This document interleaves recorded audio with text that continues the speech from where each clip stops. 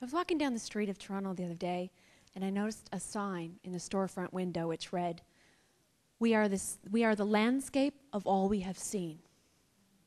We are the landscape of all we have seen. I thought to myself, I thought to my journey, the highs, the lows, and this curriculum of adversity that each and every one of us have to take. My curriculum began early. On June 13th, 1995, my father experienced a sudden heart attack. I woke up expecting to go to school like any normal grade 11 child. And I was met with something much different. But on that day, it forever changed me. It shifted me in a way that was very profound. It was heartbreak like I had never experienced in my life.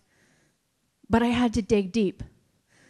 At 16, I started asking myself the questions that most people don't ask till later in their life. What's the point of all of it? What's the purpose? Why are we here anyway? I went in search of those questions. I turned my pain into ambition. I went to school, I went to university, I thrived in my professional career, I excelled in starting my own business, and by all external standards, I was successful. However, I knew that deep down I had not addressed the one true pain of my life. On August 11, 2007, my mom lost her battle with cancer. And in that moment, I felt like what many of us are going to feel in this lifetime. It's called the feeling of the orphan adult. Sudden loss, nowhere to go. But I knew I had to do it differently than I had done before, make different choices. See, with the loss of my mom, I had to choose to ask for help, as opposed to being stubborn with pride, thinking I could do it alone.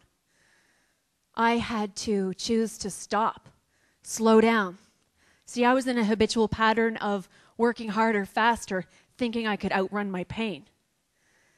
But I realized I couldn't. I had to change the question of, why did this happen to her, to, what does this mean for me? See, we are a landscape of all we have seen, but we're much deeper than that. We are the mosaic of each choice we've made. We are the tapestry of how we've navigated our journey. I've realized that life is a series of choices, and each one does matter outright. See, for me, in doing it differently the second time around, I discovered more love out of my grief. I discovered hope when all I thought was despair. I found freedom from a place where I thought did not exist. I'm just here to say that life is how you choose, folks. And each moment, we have an opportunity to dig down, check out the choices, break through, and from that place, discover more of who we are. Thank you.